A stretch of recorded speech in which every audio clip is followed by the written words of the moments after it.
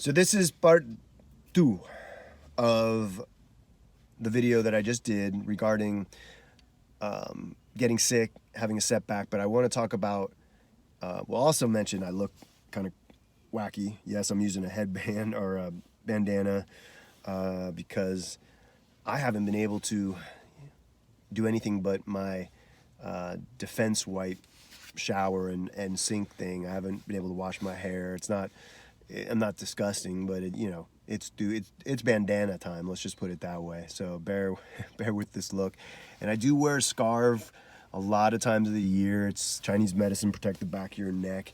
And it is a bit chilly here in Los Angeles at times, and it is today. So you'll see me bundled up. I'm still quite thin and underweight for myself in terms of body fat, so I'm not really warm. Let's go to what I want to talk about. So when I get sick like this, when I was writhing in pain overnight and having difficulty breathing, I recognize these times in my life, and these times, especially since I've been sick, that you feel like death. I mean, this wasn't as bad as that's been in the past with the flu and stuff, but as this coronavirus is in the news and I'm trying to tell friends, yeah, I know you're not worried about it, but I'm going to be one of the first to go. People with kidney disease, me. People with other compromised immune and other conditions, autoimmune, me. I have heart conditions. These are the people that go. When I say go, they're not going on vacation. It's a permanent vacation. We're talking death. So I want to stay alive. I was feeling like hell. And this is a cold probably. So it put me in the mode of, especially while I'm alone, there's no one to take me to the ER, nothing.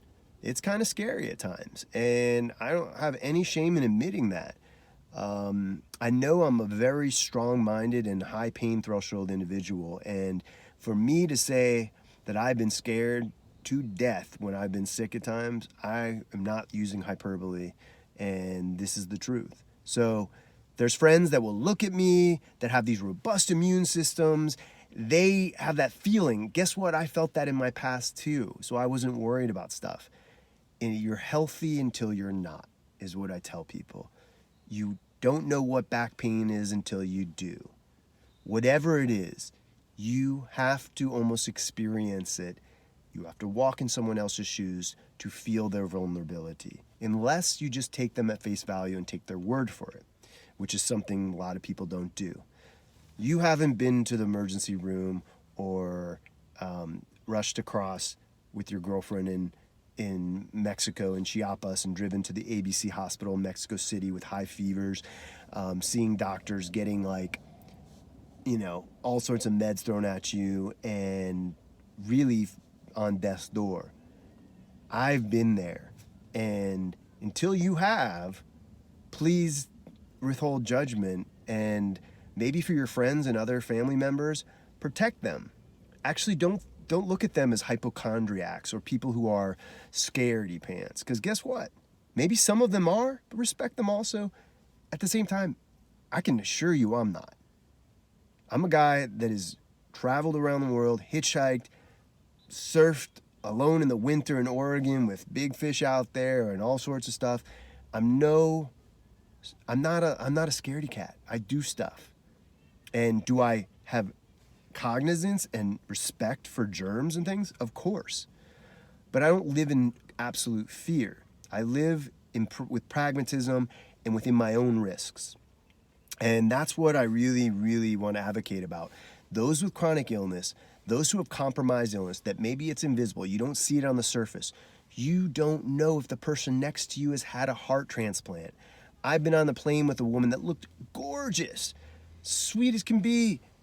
We're talking about immune compromised, and I'm like, yeah, I've got to be careful. And then she talk about a one-upper. She tells me about her heart transplant and how she's on anti-rejection meds. She's got to be careful. Well, guess what? Yeah, she's way more compromised. And it's not a competition, but I wouldn't have known. We don't know what other people are going through. And if they tell you they're vulnerable, give them the benefit of the doubt. If they're wearing a mask, if they choose to protect them, you see them with the hand sanitizer, which I use. If you see them using an elbow to open a door, I do all that stuff. It's not germophobic. I shake people's hands. I do everything. It's a matter of these are the things that pass on germs and stuff. I have a higher risk threshold, a lower risk threshold. I don't know which one it is. Whatever. Meaning I'm more at risk.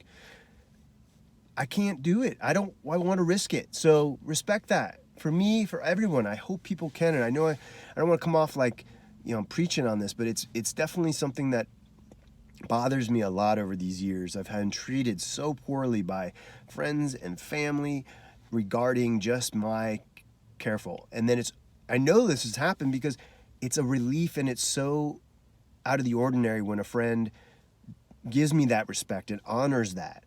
And whether I was going to my rehearsals in my samba group in Portland and somebody goes, oh yes, there's a lot of flu, I'm going to stay home so I don't infect other people. Or yes, you should stand over there because so-and-so's coughing because we know you're compromised.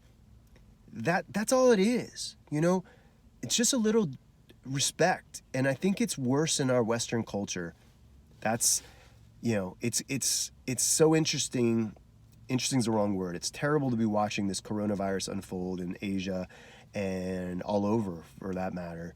But the differences in cultural, the way our cultures handle things and how we take care of another, I think it's really going to come out in an ugly form during this if it gets any worse. And I hope it doesn't. And that's a whole nother ball game. We'll talk coronavirus another day soon. So, bottom line is, please try to recognize that you have vulnerable people in your community, elderly, children, people who you don't know have autoimmune disease or other conditions that compromise them.